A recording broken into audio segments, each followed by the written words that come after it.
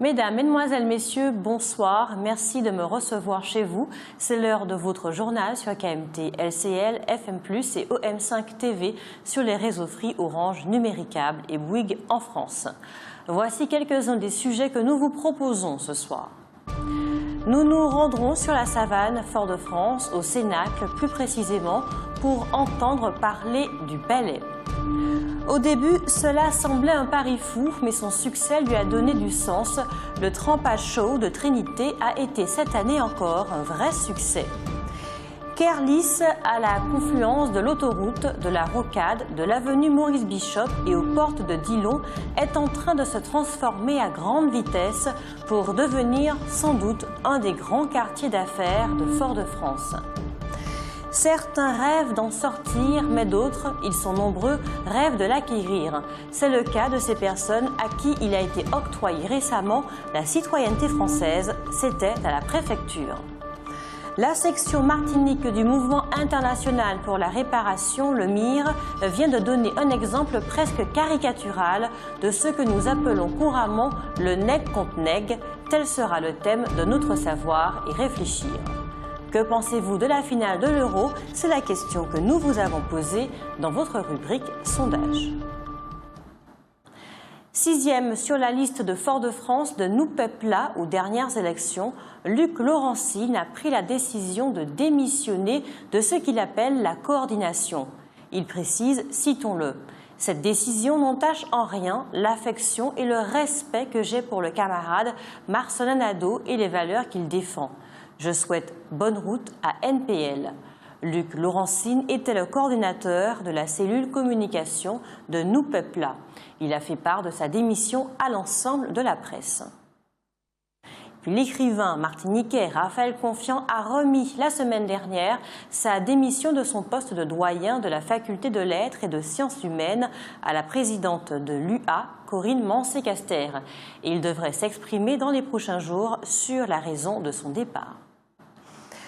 Ce matin, mardi 12 juillet à 10 h, Bruno Nestor Azero, le maire de Sainte-Marie, a signé à la mairie de sa commune un protocole d'intervention foncière avec l'établissement public foncier. C'est la première fois qu'un tel protocole est signé en Martinique. Vous l'avez vu, le jour de notre 15e anniversaire, c'était le 22 mai, un certain nombre d'artistes nous ont fait le plaisir et l'amitié de venir chanter pour nous. Parmi eux, il y avait beaucoup d'amateurs. C'est cela qui a donné l'idée à Christian Eneleda, qui collabore avec nous dans le tribunal de nous-mêmes, de nous proposer d'organiser un concours de chant amateur. Au départ, il était question des jeunes, puis, à la réflexion, il est apparu qu'une des choses qui manquait en Martinique, c'était précisément du lien intergénérationnel. Pas question donc de creuser encore le fossé entre jeunes et vieux. C'est pour cela que nous avons ouvert le concours à tout le monde. 23 candidats ont répondu à notre invitation et les 5 membres du jury. Le chanteur LJ, le producteur Don Shorty, la chanteuse Doriane, 3 professionnels de la chanson à peu près du même âge, et Christian Eneleda et Roland Laouché, représentant une autre génération en même temps que le monsieur tout-le-monde qui ne connaît pas grand-chose à la technique du chant et qui juge simplement sur son ressenti. C'est dans une très bonne ambiance que le concours s'est déroulé samedi de 10 h à 18 h 30 avec seulement une pause déjeuner de 3/4 d'heure. Nous vous reparlerons demain du concours de chant amateur de KMT. Ce soir, mardi, dans le cadre du festival de la flûte des Mornes, une rencontre Lionnage aura lieu à la Maison du Bellay à Sainte-Marie. Une manifestation placée, nous le rappelons, sous la présidence d'honneur de Maxilla. Hier soir, lundi, une foule nombreuse était venue écouter et participer au débat animé par Monseigneur David Macaire au Cénacle sur le célibat des prêtres. À cette occasion, l'archevêque a rappelé que le célibat était une règle de vie introduite par l'Église catholique et non pas un dogme du christianisme.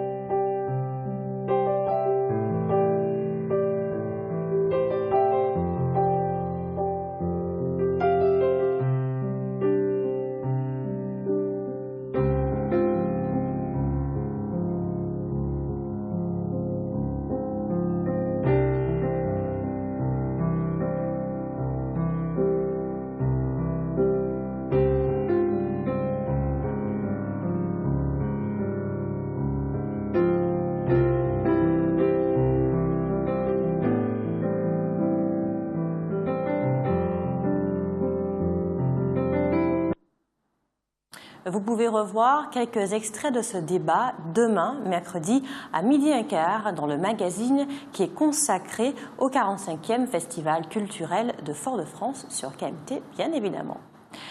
Toujours dans le cadre du Festival culturel de Fort-de-France, c'est du théâtre qui attend ce soir, au moment où vous regardez ce journal en première diffusion, le public au Centre culturel de Corridon. Depuis 19h s'y joue une pièce intitulée « Totof et la drogue » qui traitera de ce fléau qui gangrène notre société moderne. Écrite par la conteuse et comédienne Jocelyne Domésor, dit Yaya, et mise en scène par Hervé Deluge, cette représentation nous conduira entre la tragédie, la comédie et la réflexion. Dimanche, dans le cadre du Festival culturel de la ville de Fort-de-France, le 3e Cénacle s'est déroulé sur la question des couleurs et de l'emblème martiniquais. Le bellet, aux frontières de l'afrobeat, par le groupe Ixora, a clôturé le week-end. C'était sur la pelouse de la Savane. On peut voir en Martinique 3 emblèmes.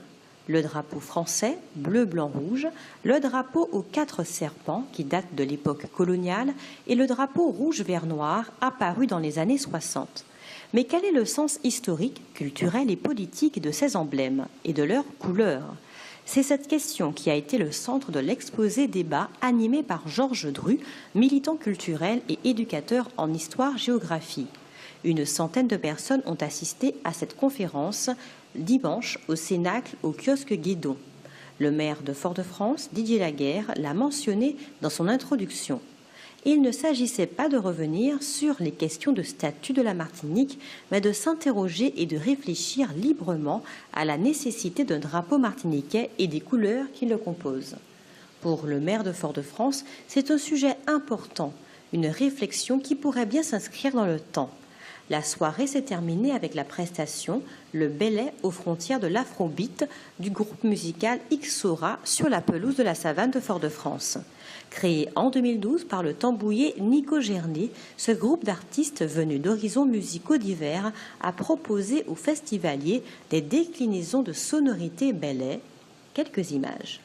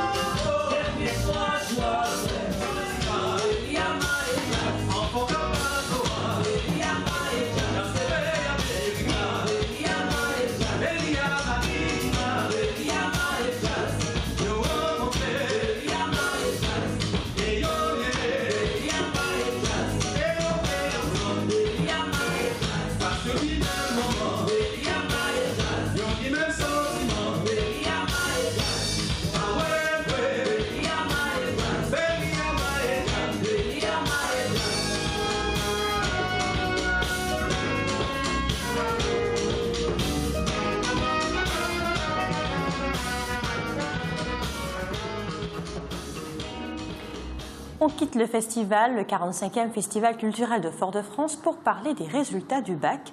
Alors cette année, le taux de réussite du bac après les rattrapages est de 87,6%, qui sont stables par rapport à l'année précédente.